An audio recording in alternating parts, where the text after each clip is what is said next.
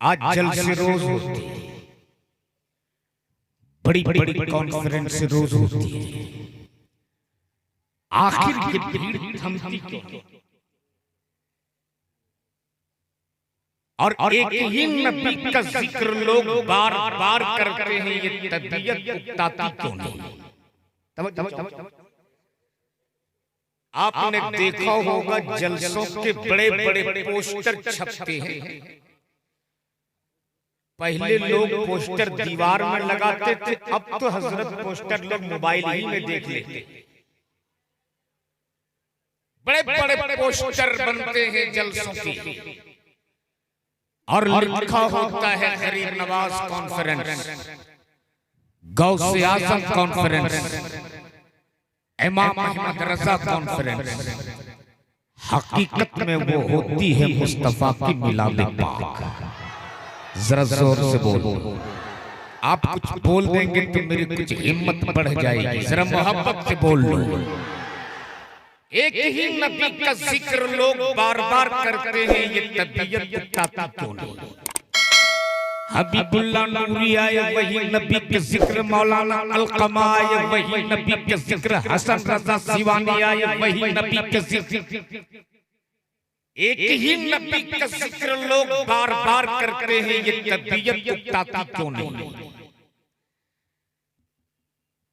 मान लीजिए आपके बंगाल के बहुत बड़े शायर, जिसकी गजल बहुत ज्यादा हिट हो, तो लोग कहते भाई एक बार और पढ़ दो।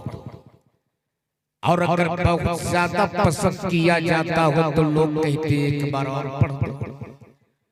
और अगर बहुत ज्यादा दिल को छू लेने वाली गजल हो तो लोग कहते एक बार और पढ़ दो। यानी अगर उसको कोई 5-6 बार पढ़वा दे तो अगला कहता है भाई अब आप अपनी कैसेट बदल लो। कुल मिलाकर आपके पास आखिरी और पहला माल यही बचा है। यानी आदत और नेचर के खिलाफ है कि किसी एक का तस्करा बार बार ना किया जाए, किसी एक की तारीफ बार बार ना की जाए।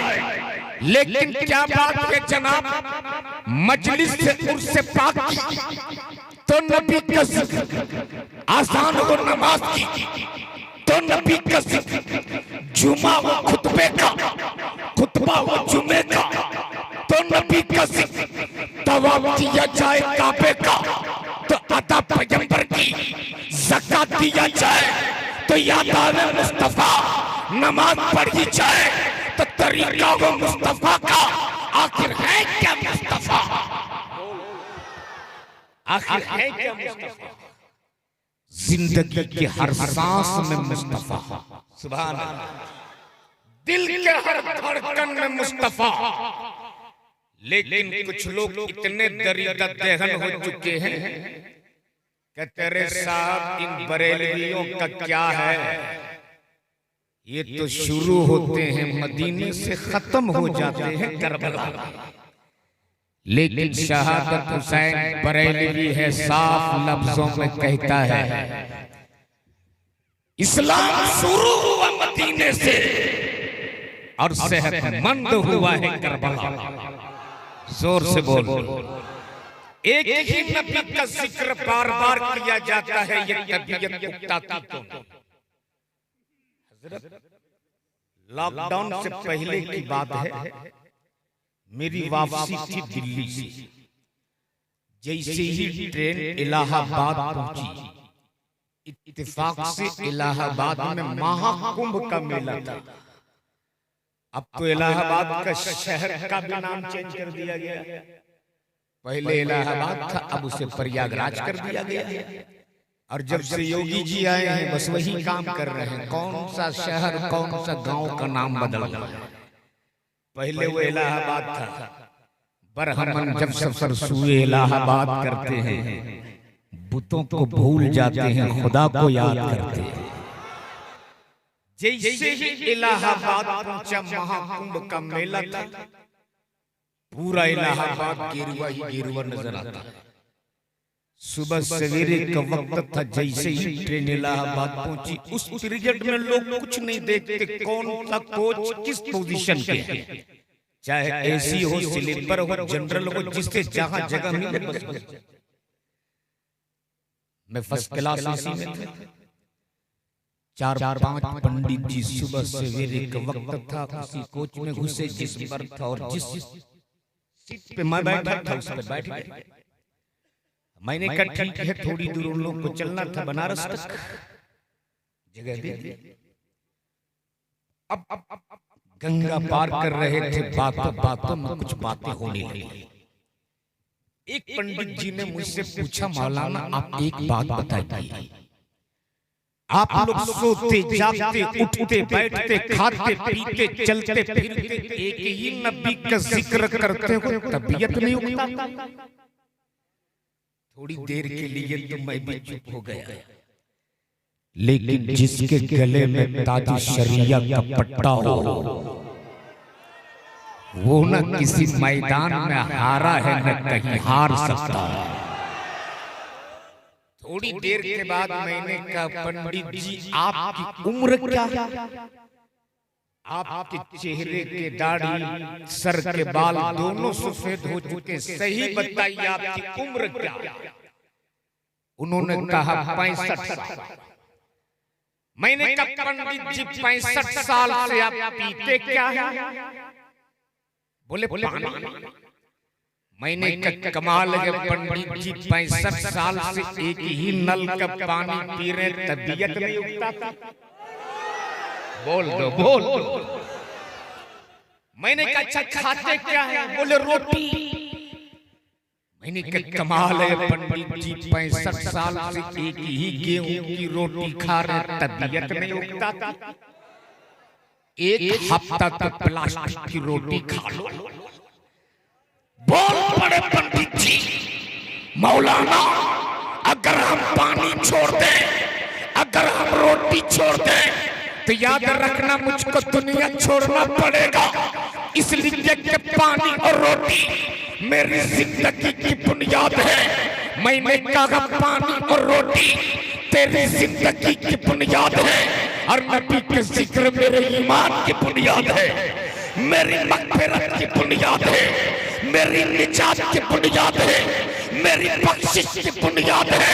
तू अपनी सेहत की बुनियाद नहीं छोड़ सकता, हम अपने ईमान की बुनियाद कैसे छोड़ दें? अपनी मग़फ़िरत की बुनियाद कैसे छोड़ दें? तुझको तेरी बुनियाद मुबारक हो, मुझको मेरी बुनियाद मुबारक हो। नारे तकबीर, नारे रिसालत, नारे हैदरी, हजरतुल अल्लामा शहादत हुसैन बरकाती साहब किबला, नारे तकबीर, नारे रिसालत। इसलिए जरूरत है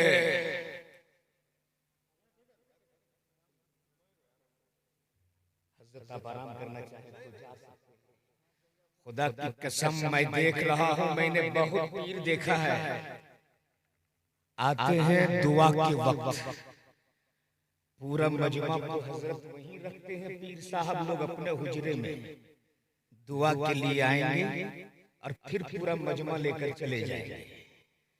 लेकिन अगर पीर में अज्जो इंकिसारी देखना हो तो हजरत में देख लो। रात की इस उम्र में भी 11 साढ़े 11 बजे आकर स्टेज पे बैठ गए हजरत, आ गए हजरत। हजरत यही तो आपके खानदान व खानदान से हमें दर्स भी मिला है, खुद भूखे रह करोड़ों को खिला दिया करते हैं। ये घराना तो वो घराना है, खुद न खाकर खिला दिया सबको। ये घराना मेरे हुजूर का है, दाना दाना मेरे हुजूर का है, कुल खजाना मेरे हुजूर का है, खुद न खाकर खिला दिए सबको। ये घराना मेरे हुजूर का है।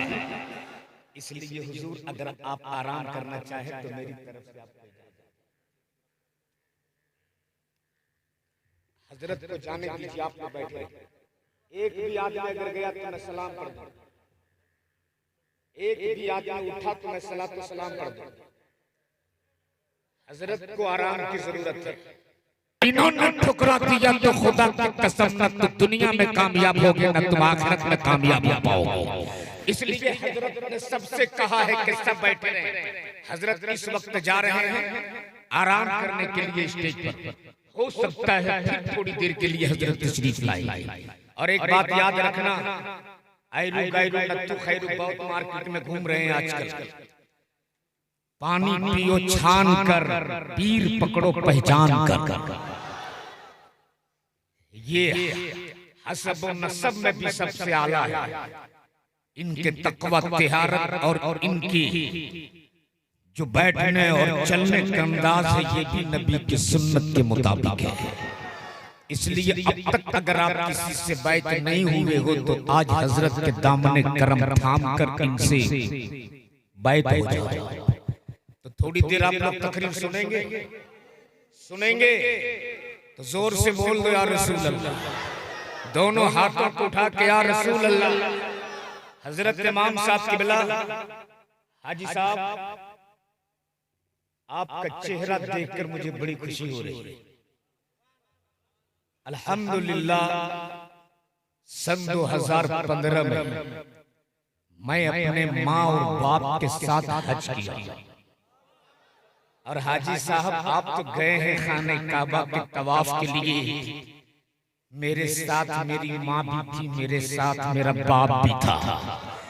और जब मैं खाने काबा का तवाफ करता था ना हाजी साहब, तो एक नजर खाने काबा पे डालता था, दूसरी नजर अपनी माँ के चेहरे पे डालता था। इसलिए कि नबी के रहमत ने फरमाया जो मोहब्बत से एक बार माँ का चेहरा देख ले उससे एक हज मबरूर का सवाब अता कर दिया जाता है। जब मैं खाने काबा पे तवाफ करता था, एक नजर खाने काबा की दीवार पे डालता, दूसरी नजर माँ के चेहरे पे डालता। एक नजर खाने काबा पे डालता, दूसरी नजर बाप के कदमों पे डालता। और ये सोचता पता नहीं मेरा हज कबूल हो ना हो, अल्लाह मेरे हज को कबूल करे ना करे, पता नहीं रब मेरा हज कबूल करे ना करे। मुझे अपने हज पे नाज नहीं था, मुझको काबे के तवाफ पे फक्र नहीं था, मुझको काबे के तवाफ पे नाज नहीं था, मुझको तो नबी ये कौनैन की हदीस पे यकीन था। नबी ने फरमा दिया जिसने मोहब्बत से माँ का चेहरा देख लिया एक हज मबरूर का सवाब अता कर दिया जाता है। मैं ये सोचता था आसमान टूट के जमीन पे गिर सकता है, जमीन से खून के फव्वारे निकल सकते हैं, कि निज़ाम कायनात दरगम बरगम हो सकता है, लेकिन नबी की ज़बान से निकलने वाली बात कभी बदल नहीं सकती है। इसलिए आपने नबी के रोजे को भी देखा है और उस रोजे को देखा है जहां से आज भी हदीस मुस्तफा की आवाज आती, मन ज़ारा कबरी वजबत लहू शफाअती। नबी फरमाते जिसने मेरी तुरबत की ज़ियारत कर ली उस पर मेरी शफाअत वाजिब हो गई। बोल दो सुभान अल्लाह। हाजी साहब इस वक्त पूरा मुल्क के हालात सबके निगाहों के सामने, पूरा मुल्क बेचैन है। थोड़ी देर संजीदगी से मेरी तकरीर सुन लो। हो सकता है जमीन के ऊपर रहो तब भी तेरा काम आ जाए, जमीन के नीचे जाओ तब भी तेरे काम आ जाए। कुछ देर सुन लो मेरी तकरीर। एक बार बोल दो यार रसूल अल्लाह। आजकल हर स्टेजों से मैं जहां भी जाता हूं अपनी जमात की उलमा से, खुतबा से, शोरा से, मसाजिद के अइम्मा से हाथ जोड़ के सिर्फ एक गुजारिश करता हूं। अभी का ये जो वक्त चल रहा है इस वक्त में मज़ारों की चादरों की अहमियत हमें बताने की जरूरत नहीं। कुछ पीर तो ऐसे हैं जो अपने मुरीदों के जन्नत के टिकट बांट रहे हैं। मैं उन पीरों से कहता हूं बंद करो जन्नत के टिकट बांटना। जन्नत किसी के बाप की जागीर नहीं है, जन्नत तो मेरे मुस्तफा की मीरास है, और जब नबी की मीरास है जन्नत, तो नबी के गुलामों को दाखिल होने से कोई माई का लाल रोक भी नहीं सकता। इसलिए मत बंद करो बुजुर्गों को करामतें सुना सुना कर जन्नत के सर्टिफिकेट देना बंद करो। अब ये वक्त जन्नत की टिकट बांटने का वक्त नहीं है, ये वक्त अपने आने वाली नस्लों के वजूद बचाने का वक्त है। जब हमारा वजूद बाकी होगा तब हमारे मज़ारों की चादरें सलामत रहेंगी। जब हमारा वजूद ही बाकी नहीं होगा तो फिर हमारी कब्रों पे फातिया कौन पढ़ेगा। इसलिए चादर गागर और लंगर के नाम पर लाखों खर्च करने वालों, होश में आओ, मत बनाओ गौसे आजम के नाम के 50 देग की बिरयानी। मेरा गौस तेरे बिरयानी के मुहताज नहीं। मत चढ़ाओ मेरे करीम नवाज के तुरबत पे 10,000 की चादर, मेरे ख्वाजा भी तेरी चादर के मुहताज नहीं है। मोहब्बत से 10 रुपया का फूल पेश कर दो और उसी पैसे को बचाकर अपने आने वाली नस्लों के लिए, अपनी औलादों के लिए एक ऐसी दरसगाह बना दो, एक ऐसा स्कूल बना दो जहां हम अपने बच्चों को दीन की भी तालीम दे सके, दुनिया की भी तालीम दे सके। लेकिन हाजी साहब अफसोस होता है, अफसोस और मातम करने को दिल उस वक्त करता है जब हमारे यहाँ करोड़ों के खानकाह मिल जाएगी, मगर अपने बच्चों को पढ़ाने के लिए हमारे पास अपना कोई स्कूल नहीं मिले। हम कॉलेज और यूनिवर्सिटी तो दूर, नर्सरी के बच्चों को पढ़ाने के लिए हमारे पास अपना कोई स्कूल नहीं है। तब मजबूर होकर ये हमारी कौम की बेटियां जिसको पर्दे में रहना चाहिए, गैरों के कॉलेज और यूनिवर्सिटियों में पढ़ने पे मजबूर होती है। आज मेरी कौम की हजारों बेटियां दिन ब दिन मुर्तद होती जा रही हैं।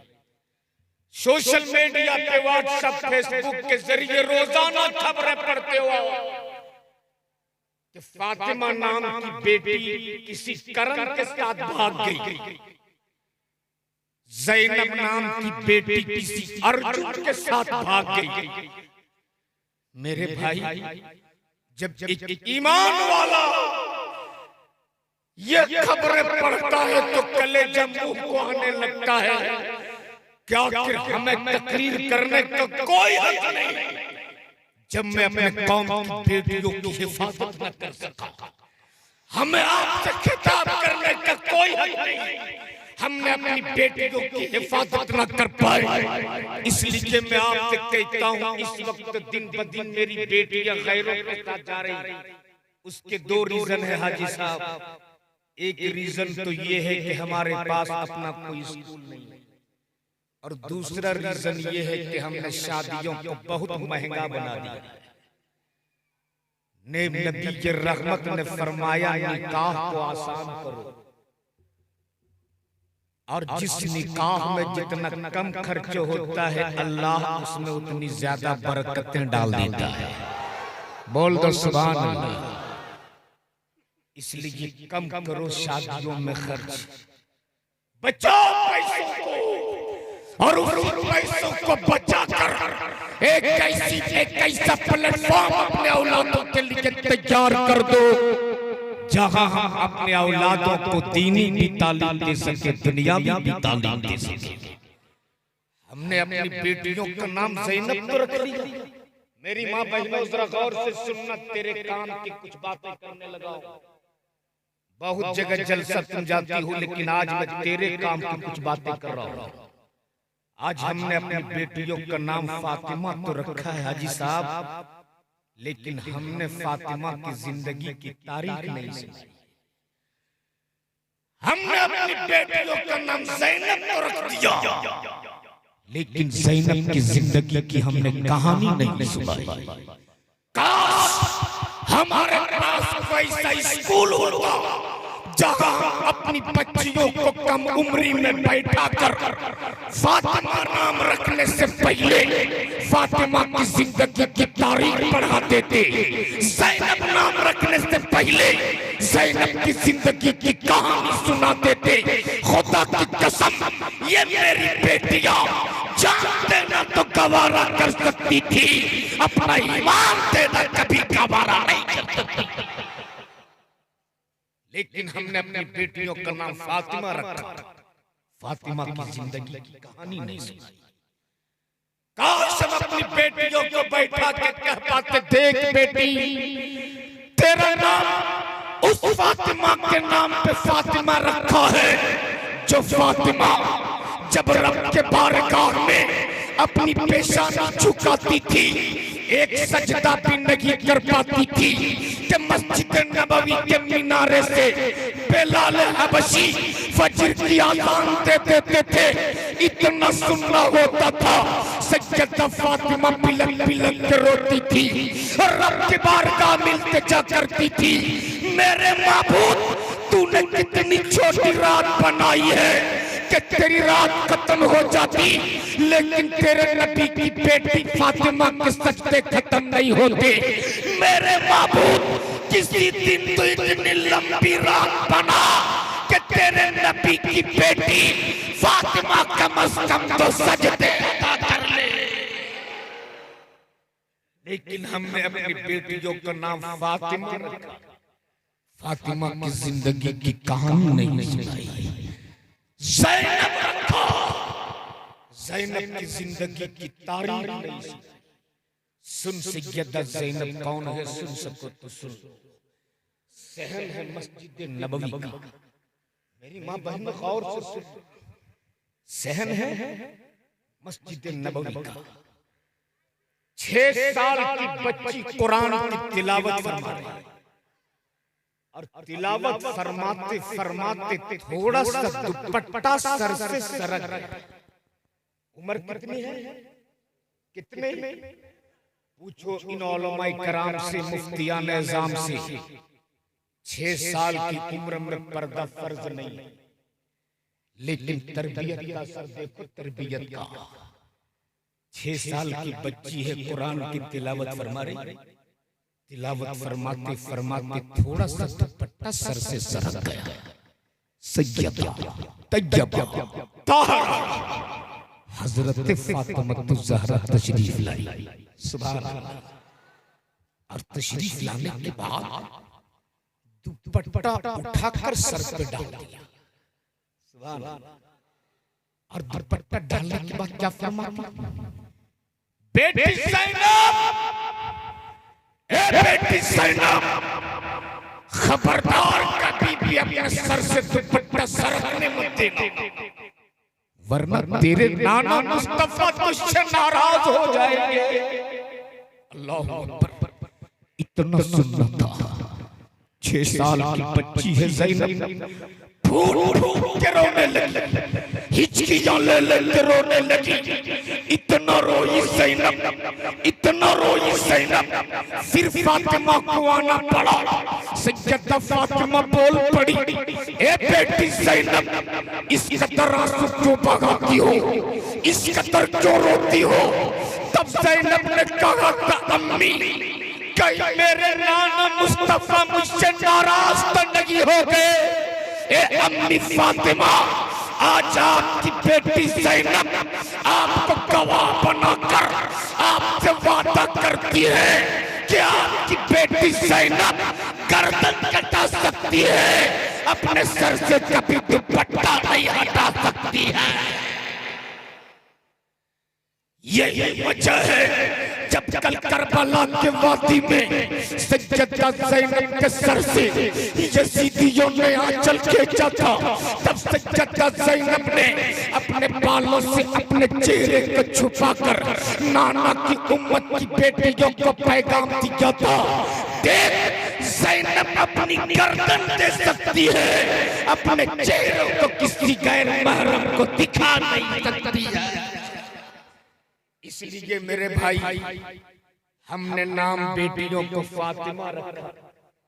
फातिमा की जिंदगी की हमने तारीख नहीं सुनी। सुनो ज़ैनब कौन है? मुझसे कहा गया है कि करबला का बयान कीजिए। सुनोगे करबला? सुनोगे? मेरी माँ बहनों, तुम भी सैयदा ज़ैनब के अज़्म इस्तिक़लाल को सुन लो। भाई अगर आप आए हो और घर में बहन है तो उन्हें सैयदा ज़ैनब की कहानी जरूर सुना दे। घर में अगर बेटी है तो अपनी बेटियों को ज़ैनब की हिम्मत की कहानी जरूर सुना दे। एक बार जरा झूम के बोल दो या हुसैन। पूरा मजमा या हुसैन, और जोर से या हुसैन। अब सुन लो सैयदा ज़ैनब की कहानी सुनाने जा रहा हूं। माँ बहनों, तुम भी बहुत गौर से सुनना, ये ज़ैनब कौन थी। और बेपर्दा बेनकाब बाजारों में घूमने वालों, अपनी बहन बेटियों को बेआबरू सड़कों पे घुमाने वालों, अगर जर्रा बराबर भी ईमान जिंदा है और धड़कता हुआ दिल तेरे सीने में है, तो आज इस जलसे से ये पैगाम लेकर के जरूर जाना। खुदा की कसम, तुम भी कामयाब रहोगे, तेरी आने वाली नस्लें भी कामयाब रहेगी। सुन लो, मुहर्रम की 9वीं तारीख, और एक चीज याद रखना, याद हुसैन में आंसू बहाने वालों, अगर तेरी आंख से याद हुसैन में आंसू का एक कतरा बरस गया, अगर तेरी आंख से आंसू का एक कतरा निकल गया, तो खुदा की कसम वही आंसू का एक कतरा जहन्नम की दहकती हुई शोलों को बुझाने के लिए काफी हो सकता है। इसलिए झूम के बोल दो या हुसैन। हजरत इमाम साहब किबला तशरीफ रखते हैं। इमाम साहब बहुत मर्तबा है, इमाम का बहुत मर्तबा है, लेकिन आज हमने इमाम को गुलाम बना के रखा है। गुलाम बनाकर मैं आपसे पूछूंगा, अगर आपकी गैरत जिंदा है तो सिर्फ एक बात बताओ, आज आप इमामों को क्या तनख्वाह देते? हाजी साहब, आज हमारी मस्जिद के इमाम की तनख्वाह कहीं 6,000 कहीं 7,000। मैं आपसे पूछूं, आज की इस महंगाई के दौर में 6,000 7,000 में किसी का घर चल सकता?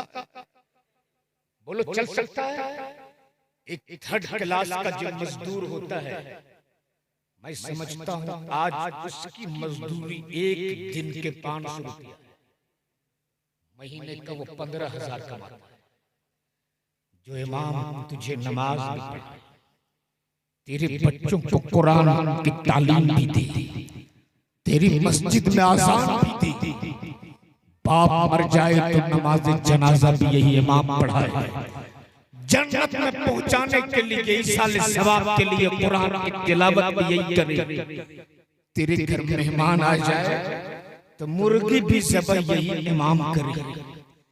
सारा काम 24 घंटा जो तेरे लिए अपना वक्त निकालता है, जब रात की तन्हाई में अपने बिस्तर पे सोने लगो ना, एक बार जरूर सोचो, जरूर सोचना एक बार कि मैं नबी के वारिस को, जिसे नबी ने अपना वारिस कहा है, अल उलमा वरसतुल अंबिया, जिस उलमा को नबी ने अपने वारिस कहा है, आज हम उस आलिम पे कितना जुल्म कर रहे हैं। आज एक आलिम का भी औलाद है, इनकी भी ख्वाहिशात हैं, इनके भी जरूरियात हैं, लेकिन 5,000 6,000 में आज इस महंगाई के दौर में फैमिली मेंटेन करना, अपना घर चलाना, ये किसी आम इंसान के बस की बात नहीं। ये तो खुदा का फजल है, नबी ये कौनैन की अता है कि एक आलिम 5,000 और 6,000 पाकर भी ये मुस्कुराता रहता है और अल्लाह का शुक्र अदा करता रहता है। अल्लाह तबारक तआला इसी मुस्कुराहट से राजी होकर उसी 5-6,000 में इतनी बरकत दे देता है कि 50,000 कमाने वाला एक इंजीनियर जैसा नहीं रह सकता। 5,000 कमाने वाला वो मेरा आलिम इतना खुश रहता है। इसलिए आपसे कल मैदान महशर में ये नहीं पूछा जाए बता तूने 3 मंजिला मस्जिद बनाई थी कि नहीं बनाई, नहीं पूछा जाए। बता तूने मार्बल लगाया था कि नहीं लगाया था, नहीं पूछा जाए। बता तेरी मस्जिद में टाइल्स लगी थी कि नहीं, नहीं पूछा जाएगा। कल पूछा ये जाएगा तेरी मस्जिद में जो तुझको 5 वक्त नमाज पढ़ाती थी, कहीं तूने उसका दिल तो नहीं तोड़ दिया, कहीं तूने उससे तो तकलीफ नहीं पहुंचाई, कहीं तूने उस पर तो जुल्म नहीं किया। खुदा की कसम अगर ये कल पूछ दिया गया तो कौन सा मुख लेकर तुम मुस्तफा की बारगाह में जाओगे। इसलिए आज ही से अहद कर लो कि हम अपने इमाम को इतना दे देंगे, इतना दे देंगे कि फिर वो किसी दूसरे तरफ अपनी निगाह उठा कर ना देखे, सारी जरूरियात उनकी हम पूरी करेंगे इंशाअल्लाह। बोलो करोगे ना? मेरे आलिम को कभी कमजोर मत समझना, कभी कमजोर मत समझना। अरे ये तो इनकी मोहब्बत है कि शहर के चमक दमक हो या गांव के चटिया, ड्यूटी न समझकर खिदमत खल्क समझकर, कलील नजराने में तनख्वाह न समझकर, कलील नजराने में तुझे नमाज भी पढ़ाते, तेरे बच्चों को कुरान की तालीम भी देते। अगर ये मेरे इमाम कुरान के 30 पारे को अपने सीने में बसा सकता है, हदीस रसूल में गोता लगा सकता है, तो याद रखना पहाड़ों के चट्टानों को भी तोड़ना इसके लिए बहुत बड़ा मसला नहीं होता। लेकिन ये तो इनका बड़प्पन है, मेरे इमामों का, मेरे आलिमों का बड़प्पन है कि 5-6 हजार में रहकर तेरी खिदमत करते हैं। ये बोलो इमामों की तनख्वाह बढ़नी चाहिए ना? अरे बोलो बढ़नी चाहिए ना? तो कब बढ़ाओगे आप लोग अपना इमाम की तनख्वाह? इंशाअल्लाह बोलो बढ़ा देंगे, बोल दो इंशाअल्लाह। अगर दूर बाहर से भी लोग आए हैं तो जाकर ये पैगाम देना कि हर जगह इमामों की तनख्वाहें बढ़नी चाहिए, हर जगह बढ़ रही है। झूम के बोल दो एक बार या रसूल अल्लाह, और मोहब्बत से एक बार या रसूल अल्लाह, एक बार या हुसैन। मेरे पास वक्त बहुत कम है हाजी साहब, इसलिए यहाँ से कलकत्ते की दूरी लगभग 350 किलोमीटर और अपनी गाड़ी से लगभग 8 घंटे लगेंगे और मेरी फ्लाइट एयरपोर्ट में 11 बजे तक इन करना है। इसलिए मेरे पास बहुत कम टाइम है, कुछ सुन सको तो जरा सुन लो एक बार झूम के या रसूल अल्लाह और मोहब्बत से या हुसैन, या हुसैन। फरमाइश कर दी है कुछ अहबाब ने कि करबला पे बोलिए, तो मैं समझ रहा हूँ कि करबला की बात भी हो जाए और मेरी माँ बहनों और मेरी आने वाली नस्लों